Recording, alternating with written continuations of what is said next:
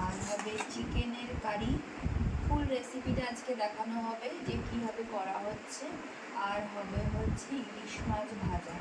দেখো ইলিশ মাছগুলো, এটা হবে হচ্ছে ভাজা, ইলিশ মাছ ভাজা।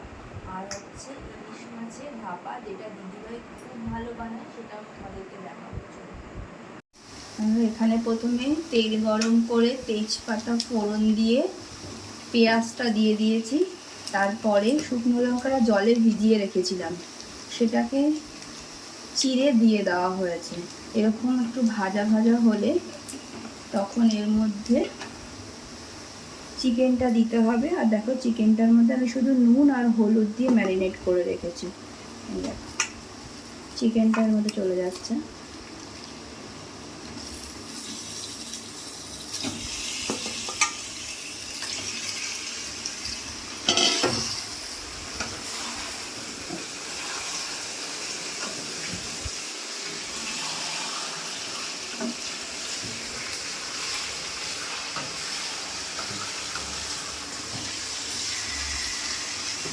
এই চিকেনটা এখন 2-3 মিনিট নাড়ানোর পরে আমি একটুখানি নাড়িয়ে নিয়ে আমি এখানে করেছি আদা বাটা। আদা বাটাটা কিন্তু আমি এভাবে দেবো না, প্রথমে আমি এখানে আদার রসটা দেবো। দেখো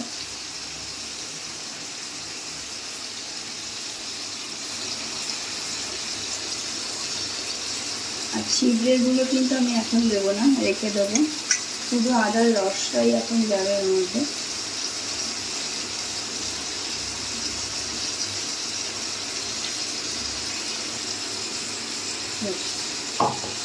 এবার ভালো করে নাড়তে হবে।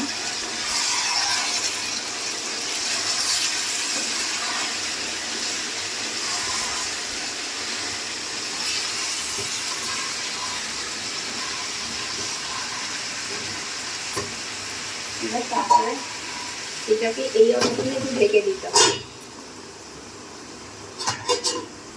পরে দেব রসুন আর টমেটো, আর পরে দেখাচ্ছি কি কি দিচ্ছি। রসুনের পেস্টটা দিয়ে দেবো।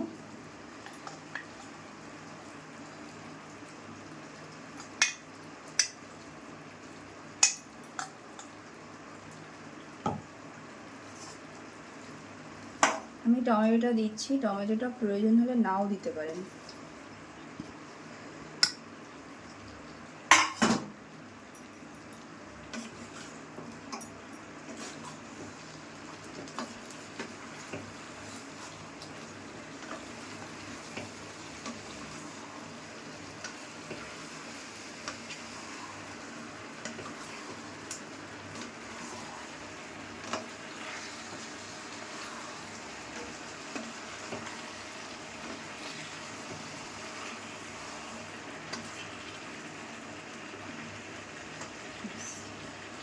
মাছটাকে নুন হলুদ মাখিয়ে ভেজে নিচ্ছি। একদম হালকা ভাজবো যাতে ভেতরটা সফট থাকে, ওপরটা যেন লাল লাল থাকে।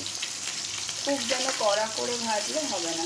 এবার ঢাকাটাকে তুলে এরকম পরিস্থিতিতে এবার অ্যাড করবো জিরের গুঁড়ো।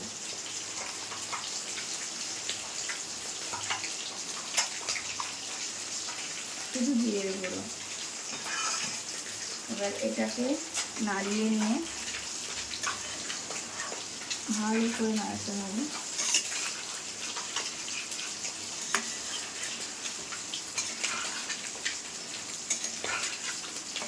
দিতে হবে হচ্ছে গোলমরিচ। যারা ঝাল কম খাও তারা কম দেবে, কিন্তু আমরা তো প্রচণ্ডই ঝাল খাই, যে কারণে হচ্ছে গোলমরিচটা আমরা একটু বেশিই দিই।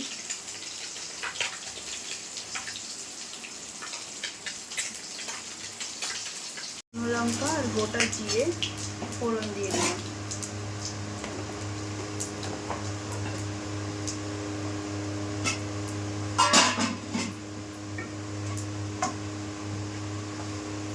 তারপরে দেব পেঁয়াজ।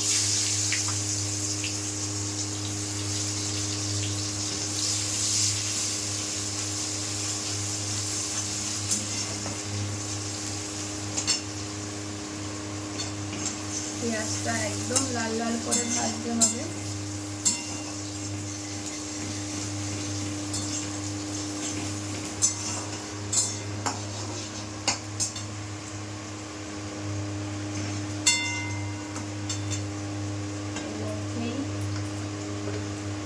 পেঁয়াজের মধ্যেই দেবো একটুখানি চিনি,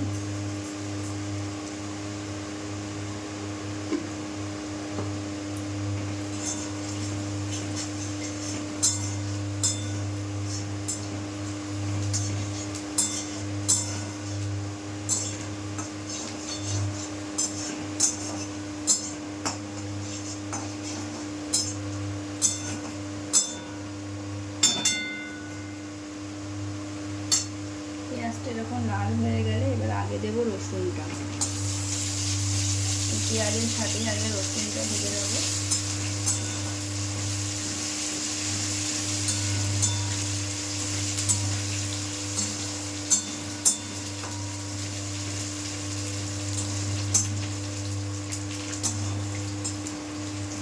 রসুনের স্মেলটা চলে গেলে এবার যাবে হচ্ছে আদা বাটা,